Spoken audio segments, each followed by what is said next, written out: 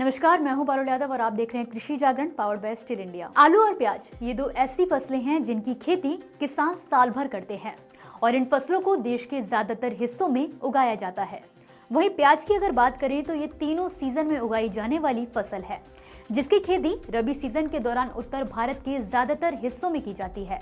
वहीं इस समय प्याज की फसल बढ़वार की अवस्था में होती है, जिसके चलते फसल पर पर्पल ब्लॉच रोग का खतरा तेजी से बढ़ जाता है। पर्पल ब्लॉच रोग, जिसे अल्टरनेरिया पोरी के नाम से भी जाना जाता है, ये एक ऐसा रोग है जो फसल की पत्तियों और तनों पर प्रभाव डालता है और इसके प्रकोप से पौधों का विकास रुक जाता है।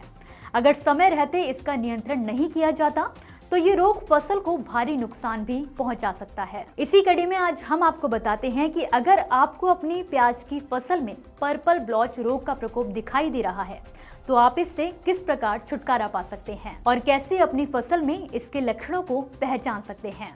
तो सबसे पहले जानते हैं इसके लक्षणों के बारे में।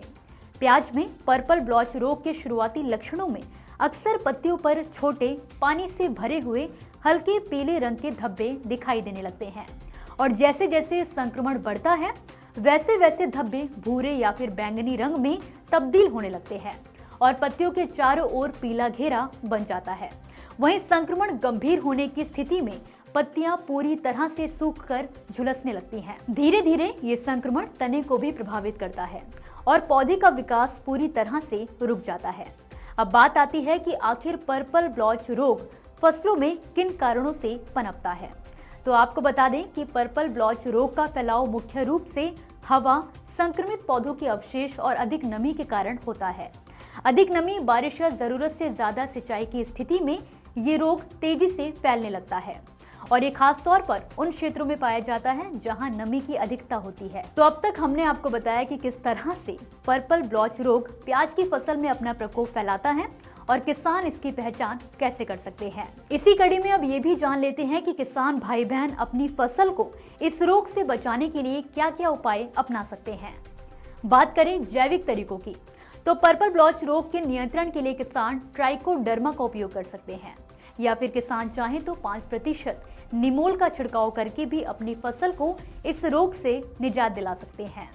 इसके अलावा खेती में जैविक खाद का इस्तेमाल करने से पौधों की रोग प्रतिरोधक क्षमता में न केवल बढ़ोतरी होती है बल्कि फसल का कई तरह के रोगों से भी बचाव होता है। वहीं केमिकल दबाव के तौर पर आप चाहें तो प्याज की रोग प्रभावित फसल पर मैनकोजेब 75 WP का 2.5 ग्राम प्रति लीटर पानी में घोलकर छिड़काव कर सकते हैं या फिर क्लोरोथैलोनिल का 2 ग्राम प्रति लीटर पानी में घोलकर छिड़काव किया जा सकता है।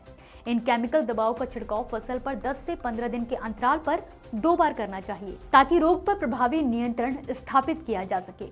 वहीं किसी भी केमिकल दवाई के छिड़काव से पहले आप अपने नजदीकी कृषि वैज्ञानिक से सलाह जरूर ले लें, अन्यथा फसल को नुकसान भी पहुंच सकता है। इसके अलावा फसल को पर्पल ब्लॉच रोग के प्रकोप से बचाने के लिए किसान ड्रिप सिंचाई का उपयोग सुबह के समय करे, जिससे पानी का ज्यादा जमाव ना हो सके और पत्तियों पर नमी की मात्रा जरूरत से ज्यादा ना बने। फसल में जरूरत से ज्यादा सिंचाई ना करें क्योंकि ज्यादा सिंचाई से पानी पत्तियों पर गिरता है और नमी की मात्रा बढ़ती है, जिसके चलते रोग तेजी से फैलने लगता है। इसी के साथ इस जानकारी में फिलहाल के लिए बस इतना ही। आप मुझे दीजिए इजाजत और इसी तरह की खेती बाड़ी से जुड़ी जानकारियों के लिए आप देखते रहिए कृषि जागरण। नमस्कार।